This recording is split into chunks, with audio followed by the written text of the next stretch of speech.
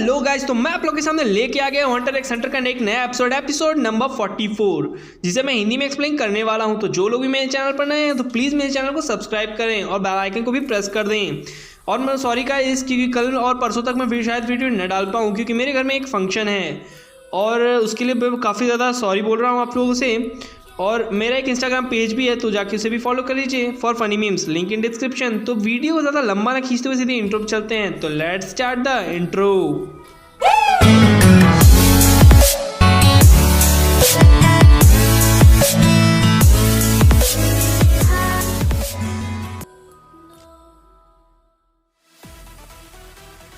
इस एपिसोड के पहले सीन में हमें युवो को दिखाया जाता है जो कि माफिया मेंबर्स की पिटाई कर रहा होता है। तभी बैशो बोलता है ये बंदा तो अकेले ही सभी की पिटाई कर रहा होता है। यहाँ पर दिखाया जाता है हमें सभी शैडो बीस्ट को, जो कि 10 डाउन्स के द्वारा भेजा गया चुका था। यहाँ पर युवो काफ़ी ज़्यादा हंस रहा होता है। तभी उसका दोस्त बोलता है ज़रा पीछे मुड़ के देख, क्योंकि अभी बारातियों का स्वागत हमें पान पराग से करना है, तो अभी फाइटिंग करना जारी रख। यहाँ पर वो काफ़ी ज़्यादा हंस रहा होता है अभी भी। यहाँ पर ये लोग काफ़ी ज़्यादा सुपर हीरो वाली एंट्री ले रहे होते हैं। तभी उसके फ्रेंड्स बोलते हैं युवो के कि शायद हमें इंटरप्ट नहीं करना चाहिए इनकी फ़ाइट में। जहाँ पर उसका दोस्त बोलता है हाँ युवो अकेले ही हैंडल कर लेगा, काफ़ी ताकतवर है वो। जहाँ पर ये लोग अभी भी चले ही जा रहे होते हैं। यहाँ पर हमें दिखाया जाता है कि वो उसके सामने पहुँच जाते हैं और वो बोलते हैं कि ओ तो तुम हो फैंटम ट्रूप के मेंबर। जहाँ पर वो बोलते हैं कि ये लोग यहाँ पर जाके खड़े होकर क्या बातचीत करने गए हैं। जिसके बाद हमें सीन कट होता है और हमें उन्हीं लोग को दिखाया जाता है, जहाँ पर वो दिखाया जाता है कि प्रॉप स्पिन जो था, माने बाल वाला बंदा जिसके बाल नहीं थे, वो उसे बोलता है कि हमें जवाब दो। तभी पीछे से निकलता है वॉर्म और उस पर एक ज़बरदस्त पंच मारता है, लेकिन उस पंच का उस पर कोई असर नहीं होता। जहाँ पर युवो बोलता है कि अब मेरी बारी। जिसके बाद वो उस पर मारता है पंच, तो उसके पूरे चेहरे की ही धज्जियाँ उड़ जाती हैं। और तभी दिखाया जाता है कि वॉर्म उसके हाथ को पकड़ लेता है और बोलता है चल बेटा तुझे जन्नत की सैर कराता हूँ। यहाँ पर वो ज़मीन पर उसका हाथ लेके चला आता है अंदर की तरफ और बोलता है कि अब ज़मीन के अंदर तुम कुछ कर नहीं पाओगे। जिसके बाद वो बोलता है अच्छा। जिसके बाद वो अपना नैन जगाता है, अपने हाथों में पूरा नैन भरता है और एक ज़बरदस्त पंच मारता है एक ज़मीन पर। जहाँ पर ये लोग बोलते हैं कि ये सब तो लगता है कि झटके में मर जाएंगे। जहाँ पर वो दिखाया जाता है कि वो पंच बना रहा होता है अपना बीबी और वो फायर कर देता है अपने पंच को। एक्चुअल में ये एक डिस्ट्रक्शन फिस्ट है, जहाँ पे आसपास की ज़मीन भी पूरी तरह से टूटने लगती है। यहाँ से शैडो बीस्ट जो 3 मेंबर्स थे वो भाग जाते हैं। अब ये सीन वहीं पर कट होता है और हमें दिखाया जाता है डेल्जोलियन को और उसके और भी जो मेंबर्स थे। यहाँ पे मेलोडी बोलता है कि विश्वास नहीं होता कि कोई इतना खतरनाक पंच भी मार सकता है। यहाँ पे क्योरपिका बताता है कि उसने पूरे नन का यूज़ किया है और हमें दिखाया जाता है कि पूरी ज़मीन पे काफ़ी बड़ा गड्ढा हो चुका होता है। यहाँ पर वो खड़ा होता है और हंसने लगता है, जहाँ पर वो बोलता है कि शैडो बीस्ट की इतनी ताकत है। जहाँ पर शैडो बीस्ट के 3 मेंबर फिर से आ जाते हैं। यहाँ पर योवो का पूरा कपड़ा फट जाता है और उसकी पीठ पर जो मार्क था यानी कि स्पाइडर का, वो देख लेते हैं। जिसके बाद हमें रैबिट डॉग को दिखाया जाता है, जो कि ये देखकर काफ़ी ज़्यादा हैरान होता है कि ये तो एक स्पाइडर का मेंबर है, शायद ये तो स्पाइडर है। यहाँ पर ये देखकर काफ़ी ज़्यादा हैरान होता है क्योरपिका भी कि ये तो एक स्पाइडर है। जहाँ पर मेलोडी उसकी हार्ट बीट सुन लेता है। यहाँ पर वो उसके देखता है पीठ पर कि एक स्पाइडर का निशान बना है और वो देखकर उसकी आंखें पूरी रेड हो जाती हैं पता नहीं किसी कारण से। जहाँ पर वो स्पाइडर बोलता है। जिसके बाद वो सीन कट होता है और हमें फिर से दिखाया जाता है शैडो बीस्ट और युवो को, जो कि बोलते हैं तो चलो बच्चों पहले किसको मारना है वो आ जाओ। के बाद वो तीनों वहाँ से जंप लगा देते हैं और फर्स्टली आता है प्रोस्पाइन, जो कि उसके पंच को रोक लेता है अपने बाल से ही। यहाँ पर वो देखकर काफ़ी ज़्यादा हैरान होता है और तभी उसकी गर्दन पर एक काफ़ी बड़ा कट लग जाता है। इसे कट लगाने वाला रैपिड डॉग होता है। तभी उसके फ्रेंड्स को दिखाया जाता है, जो कि बोलते हैं कि इतना मजबूत दांत किसके हो सकते हैं, क्योंकि युवो की बॉडी तो पूरी लोहे की है, वो किसी के भी काटने से नहीं कट सकती।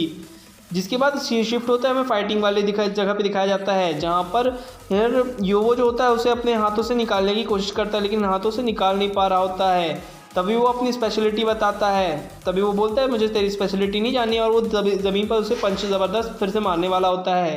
तभी उसका पीछे से दोस्त आके यानी कि लीच उसे रोक लेता है। यहाँ पर आता है रैबिट डॉग और उसके जांघ पर काट लेता है। जिसके बाद वो ज़ख्मी हो जाता है और उसके पूरे शरीर में जहर फैलना चालू हो जाता है। यहाँ पर वो काफ़ी ज़्यादा हंस रहा होता है। तभी उसके पीछे से युवो के फ्रेंड बोलते हैं शायद एक लीथल पॉइजन है, अब लगता है लड़ाई ख़त्म हो रही है, अब हमें जाना चाहिए वहाँ पर।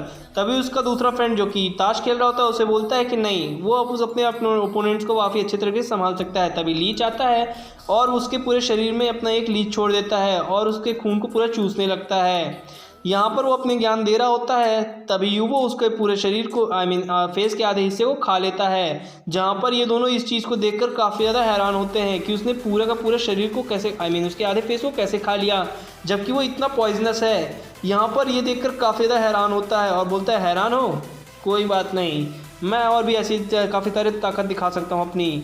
जहाँ पर वो बोलता है कि अब तुम तो गए। जिसके बाद वो बोलता है कि तुमने मेरे नेक पर हमला किया है तो मैं तुम्हारे सर को फोड़ दूंगा।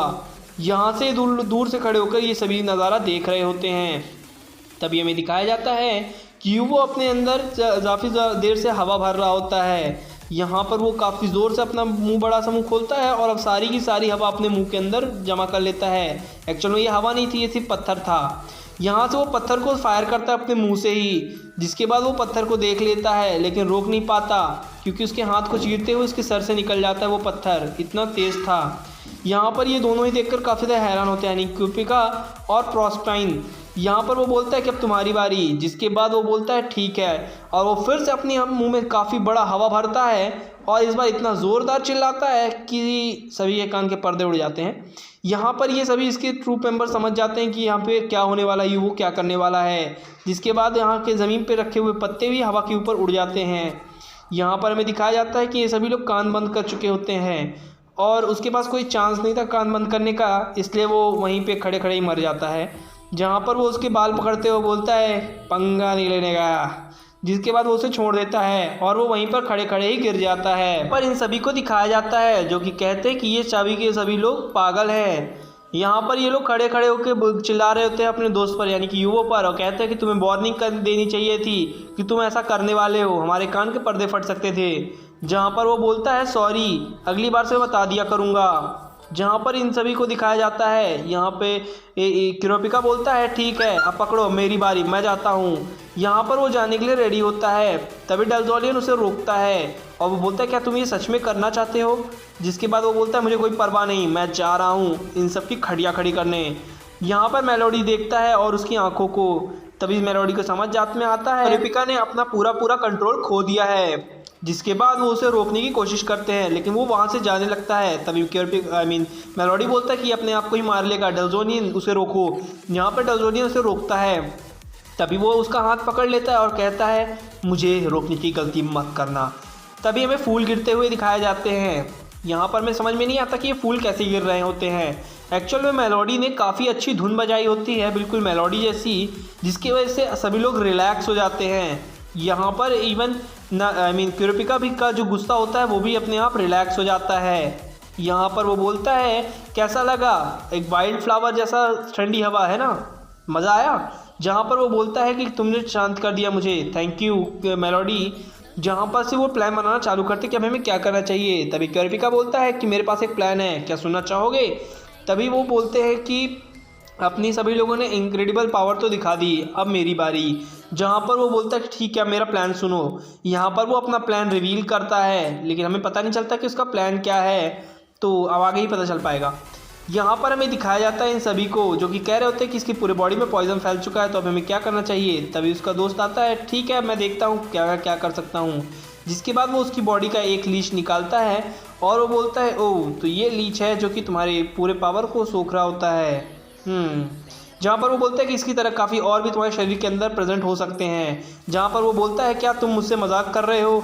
तभी वो बोलते हैं कि शिजुको आ जाओ अपना कमाल दिखाओ। जहाँ पर वो बोलती है ठीक है और वो अपना वाइपर चलाती है, वाइपर में नैन भरती है। तभी हमें सीन शिफ्ट होता है, दिखाया जाता है युवो को जो कि पूरा चेन से बंधा होता है और हमें पता नहीं चलता कि चेन कौन बांधा है और ये पीछे की तरफ खींचना चालू कर देता है। युवो वहाँ से देखते देखते ही गायब हो जाता है। तभी एक नीडल वहाँ से तेज़ी से निकलता है जो कि फैंटम ट्रूप के किसी मेंबर ने फेंका होता है उसको तोड़ने के लिए, लेकिन ऐसा नहीं हो पाता। तभी हमें पता चलता है कि ये तो सिर्फ एक नीडल है जो कि थ्रेड यानी कि नैन थ्रेड से बधी हुई है। यहाँ पर हमें और भी मेंबर्स को दिखाया जाता है जो कि वहाँ पर मर रहे होते हैं। तभी हमें वॉर्म को दिखाया जाता है जो कि डॉन्स को फ़ोन लगा चुका होता है और कहता है कि ऐसा ऐसा होने वाला है। यहाँ पर हमें दिखाया जाता है फैंटम ट्रूप के बॉस को जो कि वहाँ की पूरी सिचुएशन समझ जाता है और कहता है ठीक है मैं समझ गया। जिसके बाद हमें सीन शिफ्ट होता है और दिखाया जाता है क्योरिपिका को जो कि गाड़ी चला रहा होता है और यहाँ पर हमें दिखाया जाता है उस नीडल को जो कि पूरा दीवार के अंदर घुस चुका था।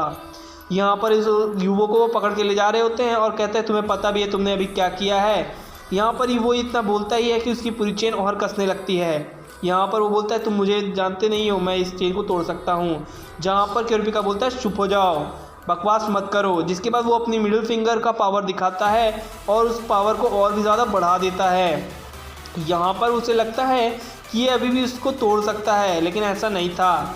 वो अपनी मिडिल पावर की पावर और बढ़ा देता है क्योंकि उसका मिडिल पावर पूरे का पूरा जाके उसके हार्ट से कनेक्टेड था और उसका हार्ट भी पूरी तरह से रेड हो रहा था, यानी कि चमक रहा था। और वो कहता है कि अगर ये स्पाइडर नहीं हुआ तो मैं मर भी सकता हूँ, यानी किसी कुछ पर्सनल दुश्मनी हो सकती है। यहाँ पर हमें उस चाकू को दिखाया जाता है जो कि उसके दिल के अंदर होता है और यहाँ पर वो गाड़ी भी चला रहा होता है। जिसके बाद ये सीन वहीं पर कट होता है और ये एपिसोड भी यहीं पर ख़त्म होता है। मैं इसका अगला एपिसोड काफ़ी जल्दी लेके आऊँगा। तब तक के लिए good bye and sayonara. Thank you for watching my videos and subscribe my channel and follow me on insta also, link in description. Thank you.